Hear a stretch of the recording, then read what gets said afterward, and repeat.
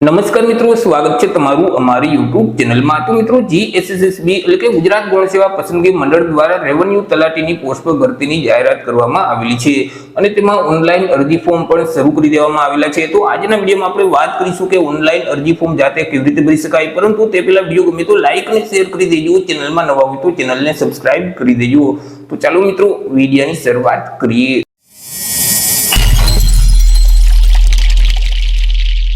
તો સૌથી પહેલા મિત્રો, તમારે તમારા મોબાઈલમાંથી અથવા તો લેપટોપ કે પીસીમાંથી કોઈ પણ એક ઇન્ટરનેટ બ્રાઉઝરને ઓપન કરવાનું રહેશે અને ત્યાં સર્ચ બોક્સમાં ટાઈપ કરવાનું રહેશે ઓજાસ। જેવું મિત્રો તમે ઓજાસ ટાઈપ કરી તમે તેને સર્ચ કરશો તો તમારી સામે આ મુજબની એક સ્ક્રીન ઓપન થઈ જશે કે જ્યાં ઓજાસની ઓફિશિયલ વેબસાઇટ સૌથી પહેલા જોવા મળશે ojas.gujarat.gov.in।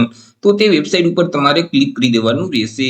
વેબસાઇટ ઉપર ક્લિક કરશો એટલે ઓજાસનું પોર્ટલ છે તે ઓપન થઈ જશે। તમને આ મુજબની સ્ક્રીન જોવા મળશે। અહીં જે મેનુ આપેલ છે તેમાં જે ઓનલાઈન એપ્લિકેશનનો ઓપ્શન છે તેના ઉપર ક્લિક કરશો એટલે સબ મેનુમાં તમને સૌથી પહેલા એપ્લાયનો ઓપ્શન જોવા મળશે, તેના ઉપર તમારે ક્લિક કરવાનું રહેશે, જેથી કરી મિત્રો ફરીથી આ મુજબની સ્ક્રીન ઓપન થશે। અહીંથી મિત્રો તમારે ડિપાર્ટમેન્ટને સિલેક્ટ કરવાનું રહેશે। તો અહીં જે ગુજરાત ગૌણ સેવા પસંદગી મંડળનો ઓપ્શન છે જીએસએસબી નો, તો તેને તમારે સિલેક્ટ કરવાનું રહેશે, જેથી કરી ગુજરાત ગૌણ સેવા પસંદગી મંડળ દ્વારા જેટલી ભરતીમાં અરજી ફોર્મ શરૂ હશે તેનું એક લિસ્ટ ઓપન થઈ જશે।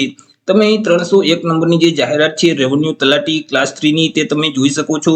હવે આ જે તલાટીની ભરતી છે તેમાં અરજી ફોર્મ ભરવાની જે છેલ્લી તારીખ છે તે 10/6/2025 રહેશે। 10/6/2025 સુધીમાં તમારે અરજી ફોર્મ ભરી દેવાનું રહેશે। મિત્રો, આ ભરતીનું જો તમારે નોટિફિકેશન ડાઉનલોડ કરવું હોય તો તેની સામે અહીં બ્લુ કલરમાં જે ડિટેલનું બટન છે તેના ઉપર ક્લિક કરશો તો નોટિફિકેશનની જે પીડીએફ ફાઇલ છે તે તમારા ડિવાઇસમાં ડાઉનલોડ થઈ જશે।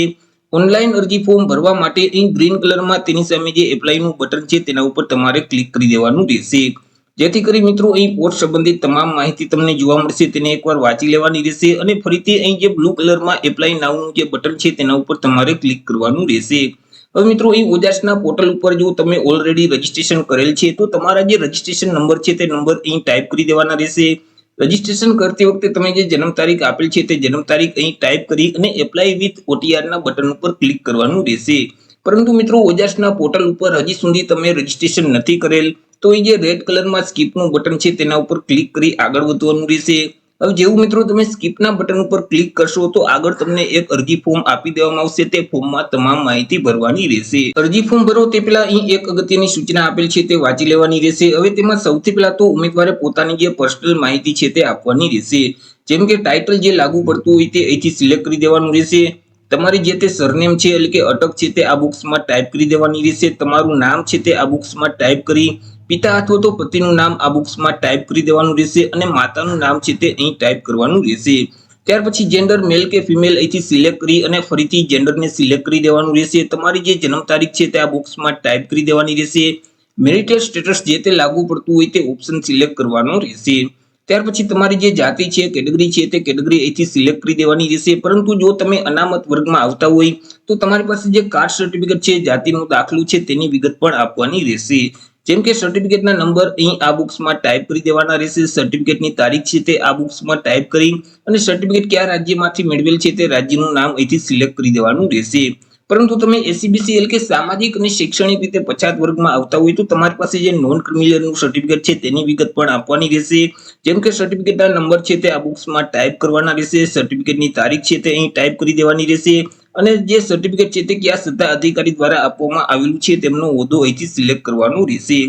ત્યાર પછી મિત્રો તમારે અલગ અલગ બે સરનામા આપવાના રહેશે, કે જેમાં સૌથી પહેલા તો હાલનું સરનામું આપવાનું રહેશે। હાલનું સરનામું આ બોક્સમાં ટાઈપ કરી રાજ્યનું નામ, જિલ્લાનું નામ અને તાલુકાનું નામ સિલેક્ટ કરી દેવાનું રહેશે। ત્યાર પછી તમારા એરિયાના પિનકોડ નંબર આ બોક્સમાં ટાઈપ કરવાના રહેશે। ત્યાર પછી મિત્રો આ બાજુ તમારે કાયમી સરનામું એટલે કે પરમનન્ટ એડ્રેસ છે તે આ બોક્સમાં ટાઈપ કરી દેવાનું રહેશે। તેમાં પણ રાજ્યનું નામ, જિલ્લાનું નામ અને તાલુકાનું નામ સિલેક્ટ કરી અને તમારા એરિયાના પિનકોડ નંબર આ બોક્સમાં ટાઈપ કરવાના રહેશે।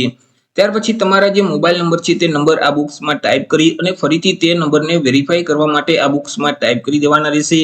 તમારું જે ઈમેલ આઈડી છે તે ઈમેલ આઈડી આ બોક્સમાં ટાઈપ કરી અને ફરીથી તે ઈમેલ આઈડીને વેરીફાઈ કરવા માટે અહીં ટાઈપ કરી દેવાનું રહેશે। નેશનાલિટીમાં બાય ડિફોલ્ટ ઇન્ડિયન લખેલ જ આવી જશે। ત્યાર પછી તમારે અન્ય વિગત આપવાની રહેશે, જેમ કે મિત્રો તમે રમતગમતમાં ભાગ લીધેલ છે અને તમારી પાસે રમતગમતનું પ્રમાણપત્ર હોય અને તમે વધારાના ગુણ મેળવવા માટે લાયકાત ધરાવતા હોય તો અહીંથી તમારે યસ સિલેક્ટ કરી દેવાનું રહેશે અને આગળ રમતની વિગત આપવાની રહેશે. જેમ કે મિત્રો તમે કઈ રમતમાં ભાગ લીધેલ છે તે રમતનું નામ અહીંથી સિલેક્ટ કરી દેવાનું રહેશે, તેમનું લેવલ એટલે કે સ્તર અહીંથી સિલેક્ટ કરી અને તમે કયા વર્ષમાં રમતમાં ભાગ લીધેલ છે તે વર્ષ આ બોક્સમાં ટાઈપ કરી દેવાનું રહેશે. તમારી પાસે જે રમતગમત અંગેનું પ્રમાણપત્ર છે તે પ્રમાણપત્ર કયા સત્તા અધિકારી દ્વારા આપવામાં આવેલું છે તેમનો હોદ્દો અહીં ટાઈપ કરવાનો રહેશે. પરંતુ મિત્રો તમે રમતગમતમાં ભાગ નથી લીધેલ, તમે રમતગમતના વધારાના ગુણ મેળવવા માટે લાયકાત નથી ધરાવતા તો અહીં તમારે નો સિલેક્ટ જ રાખવાનું રહેશે.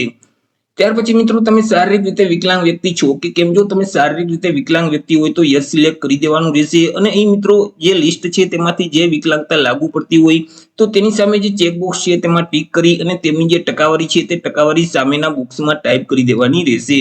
ત્યાર પછી તમારી પાસે જે વિકલાંગતાનું સર્ટિફિકેટ છે તેની વિગત આપવાની રહેશે, જેમ કે સર્ટિફિકેટની તારીખ અહીં ટાઈપ કરવાની રહેશે, તેમના નંબર અહીં ટાઈપ કરી અને સર્ટિફિકેટ કયા સત્તા અધિકારી દ્વારા આપવામાં આવેલું છે તેમનો હોદ્દો અહીંથી સિલેક્ટ કરી દેવાનો રહેશે. પરંતુ મિત્રો તમે શારીરિક રીતે વિકલાંગ વ્યક્તિ નથી તો અહીંથી તમારે નો સિલેક્ટ જ રાખવાનું રહેશે. ત્યાર પછી મિત્રો તમારી પાસે બેઝિક કોમ્પ્યુટરનું નોલેજ છે કે કેમ, જો તમારી પાસે કોમ્પ્યુટરનું નોલેજ હોય તો યસ સિલેક્ટ કરવાનું, નહીતર તમારે નો સિલેક્ટ કરી દેવાનું રહેશે. ત્યાર પછી તમે વિધવા ઉમેદવાર છો કે કેમ, જો તમે વિધવા ઉમેદવાર હોય તો યસ સિલેક્ટ કરવાનું રહેશે અને તમારી પાસે જે વિધવાનું સર્ટિફિકેટ છે તેની વિગત આપવાની રહેશે. જેમ કે મિત્રો સર્ટિફિકેટના નંબર છે તે આ બોક્સમાં ટાઈપ કરી દેવાના રહેશે, સર્ટિફિકેટની તારીખ છે તે અહીં ટાઈપ કરી અને સર્ટિફિકેટ કયા સત્તા અધિકારી દ્વારા આપવામાં આવેલું છે તેમનો હોદ્દો અહીંથી સિલેક્ટ કરી દેવાનો રહેશે. પરંતુ તમે વિધવા ઉમેદવાર નથી તો અહીંથી તમારે નો સિલેક્ટ જ રાખવાનું રહેશે. ત્યાર પછી મિત્રો તમે માજી સૈનિક છો કે કેમ, જો તમે માજી સૈનિક હોય તો અહીંથી તમારે યસ સિલેક્ટ કરી દેવાનું રહેશે અને આગળ માજી સૈનિકની વિગત છે તે આપવાની રહેશે.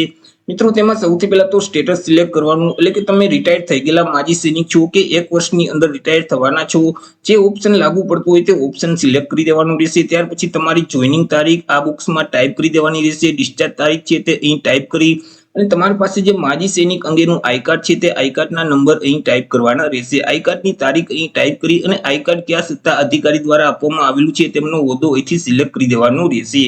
પરંતુ મિત્રો તમે માજી સૈનિક નથી તો અહીંથી તમારે નો સિલેક્ટ જ રાખવાનું રહેશે. ત્યાર પછી મિત્રો હાલ અત્યારે તમે ગુજરાત રાજ્યમાં સરકારી કર્મચારી તરીકે ફરજ બજાવો છો કે કેમ, જો તમે ગુજરાત રાજ્યમાં સરકારી કર્મચારી તરીકે ફરજ બજાવતા હોય તો અહીંથી યસ સિલેક્ટ કરવાનું રહેશે અને મિત્રો તમારી જે જોઈનિંગ તારીખ છે તે જોઈનિંગ તારીખ આ બોક્સમાં ટાઈપ કરી દેવાની રહેશે અને ડિપાર્ટમેન્ટ એટલે કે ખાતાનું નામ છે તે આ બોક્સમાં ટાઈપ કરવાનું રહેશે. પરંતુ હાલ અત્યારે તમે ગુજરાત રાજ્યમાં સરકારી કર્મચારી તરીકે ફરજ નથી બજાવતા તો અહીં તમારે નો સિલેક્ટ જ રાખવાનું રહેશે. ત્યાર પછી મિત્રો તમારે ભાષાની માહિતી છે તે આપવાની રહેશે. અહીં તમને અલગ અલગ 3 લેંગ્વેજ છે તે જોવા મળશે, ઇંગ્લિશ, હિન્દી અને ગુજરાતી. હવે જે લેંગ્વેજ તમે રીડ કરી શકતા હોય તો તેની સામે જે ચેકબુક છે તેમાં ટીક કરી દેવાનું રહેશે. જે લેંગ્વેજ તમે લખી શકતા હોય તો તેની સામે જે ચેકબુક છે તેમાં તમારે ટીક કરી દેવાનું રહેશે અને જે લેંગ્વેજ તમે બોલી શકતા હોય તો તેની સામે જે ચેકબુક છે તેમાં તમારે ટીક કરવાનું રહેશે. આગળ મિત્રો તમારે શૈક્ષણિક લાયકાત એટલે કે એજ્યુકેશન ક્વોલિફિકેશનની વિગત આપવાની રહેશે. હવે મિત્રો તમે જો ગ્રેજ્યુએશન કમ્પ્લીટ કરેલ છે તો અહીં જે એની ગ્રેજ્યુએટનો ઓપ્શન છે તેને તમારે સિલેક્ટ કરી દેવાનું રહેશે. પરંતુ તમે ગ્રેજ્યુએશનના છેલ્લા સેમેસ્ટર અથવા તો છેલ્લા વર્ષની પરીક્ષા આપેલ છે પરંતુ હજી સુધી રિઝલ્ટ આપવામાં આવેલું નથી તો અહીં જે સેકન્ડ નંબરનો ઓપ્શન છે તેને તમારે સિલેક્ટ કરવાનું રહેશે. ત્યાર પછી તેમાં મેળવેલ ટકાવારી આ બોક્સમાં ટાઈપ કરી દેવાની રહેશે, મેળવેલ ક્લાસ અહીંથી સિલેક્ટ કરી યુનિવર્સિટીનું નામ આ બોક્સમાં ટાઈપ કરી દેવાનું રહેશે, રાજ્યનું નામ ટાઈપ કરી પાસિંગ યર આ બોક્સમાં ટાઈપ કરી દેવાનું રહેશે. ત્યાર પછી ટોટલ ટ્રાય નંબર અહીં ટાઈપ કરી અને છેલ્લી જે એક્ઝામ તમે આપેલ છે તેમના સીટ નંબર આ બોક્સમાં ટાઈપ કરવાના રહેશે. ત્યાર પછી નીચે તમને એક ડિક્લેરેશન જોવા મળશે, તેને વાંચી એક્સેપ્ટ કરવા માટે યસના બટન ઉપર ક્લિક કરી દેવાનું રહેશે. ત્યાર પછી સેવના બટન ઉપર ક્લિક કરવાનું રહેશે. જેવું મિત્રો તમે સેવના બટન ઉપર ક્લિક કરશો તો તમારી અરજી સેવ થઈ જશે, તમને એક અરજી નંબર આપી દેવામાં આવશે. તે અરજી નંબર તમારે સાચવી રાખવાના રહેશે કારણ કે હજી તમારે ફોટો અને સિગ્નેચર અપલોડ કરવાના થશે. ત્યાર પછી મિત્રો તમારે તમારી અરજીને કન્ફર્મ કરવાની રહેશે અને ત્યાર પછી તમારે પરીક્ષા ફી છે તે ભરવાની રહેશે. ફોટો અને સિગ્નેચરને અપલોડ કરવા માટે ફરીથી તમારે હોમ સ્ક્રીન ઉપર આવી જવાનું રહેશે. અહીં મિત્રો જે મેનુ છે તેમાં જે ઓનલાઈન એપ્લિકેશનનો ઓપ્શન છે તેના ઉપર ક્લિક કરશો તો સબ મેનુમાં અપલોડ ફોટો અને સિગ્નેચરનો ઓપ્શન જોવા મળશે, તેના ઉપર તમારે ક્લિક કરી દેવાનું રહેશે.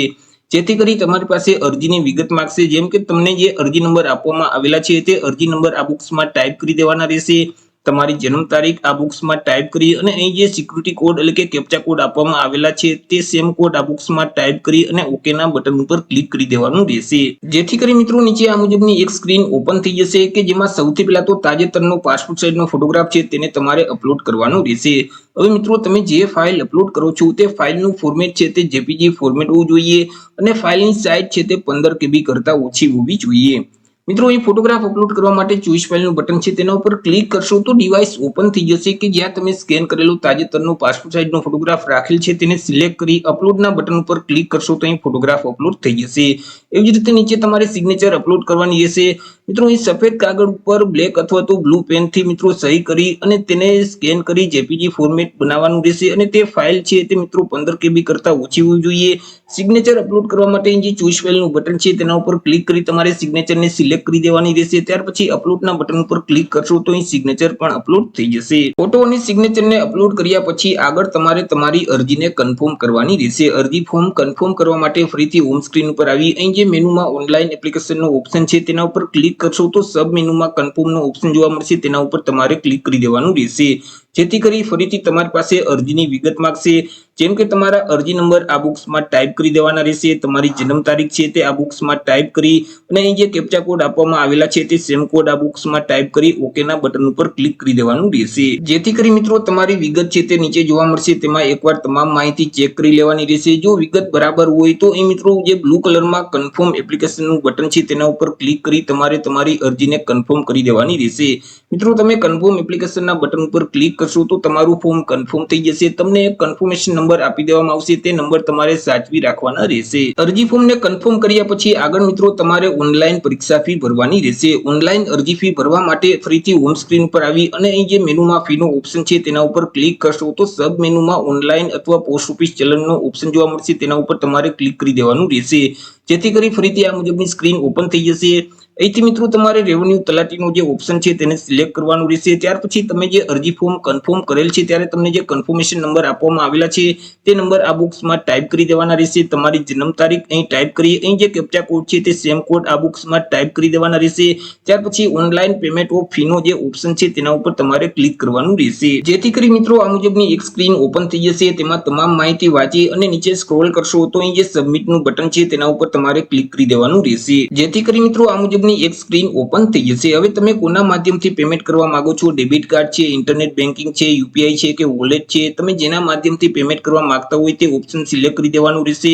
ત્યાર પછી કાર્ડ અથવા તો બેંકની વિગત ફિલ કર્યા પછી અહીં તમને પે નાઉનો જે ઓપ્શન જોવા મળે છે તેના ઉપર તમારે ક્લિક કરવાનું રહેશે, જેથી કરી તમે જે બેંક ખાતાની વિગત આપેલ છે તે ખાતા જોડે જે મોબાઈલ નંબર લિંક છે તેમાં એક ઓટીપી જશે, તે ઓટીપીના બોક્સમાં ટાઈપ કરી અને સબમિટના બટન પર ક્લિક કરશો તો તમારી પરીક્ષા ફી છે તે ઓનલાઈન ભરાઈ જશે। ઓનલાઈન અરજી ફી ભર્યા પછી જો તમે તેની રિસિપ્ટની પ્રિન્ટ ડાઉનલોડ કરવા માંગતા હોય તો અહીં તમને ઓપ્શન જોવા મળશે ઓનલાઈન પેમેન્ટ રિસિપ્ટ, તેના ઉપર ક્લિક કરશો તો રિસિપ્ટની જે પીડીએફ ફાઇલ છે તે તમારા ડિવાઇસમાં ડાઉનલોડ થઈ જશે। તમે જે અરજી ફોર્મ ભરેલ છે તેની પ્રિન્ટ તમે જો ડાઉનલોડ કરવા માંગતા હોય તો અહીં તમને ઓપ્શન જોવા મળશે પ્રિન્ટ એપ્લિકેશન ફોર્મ, તેના ઉપર તમે ક્લિક કરશો તો તમે જે અરજી ફોર્મ ભરેલ છે તેની પીડીએફ ફાઇલ તમારા ડિવાઇસમાં ડાઉનલોડ થઈ જશે। તો હવે મિત્રો ગુજરાત ગૌણ સેવા પસંદગી મંડળ દ્વારા રેવન્યુ તલાટીની જે ભરતી જાહેર કરવામાં આવેલી છે તેમાં તમે જાતે જ ઓનલાઈન અરજી ફોર્મ ભરી શકો છો। તો આશા રાખું છું વિડીયો પસંદ પડ્યો હશે। વિડીયો પસંદ પડ્યો તો લાઈક અને શેર કરી દેજો, ચેનલમાં નવા હોય તો ચેનલને સબસ્ક્રાઇબ કરી દેજો। ફરી મળીશું એક નવા ટોપિક સાથે એક નવા વિડીયોમાં। ત્યાં સુધી જય હિન્દ, વંદે માતરમ।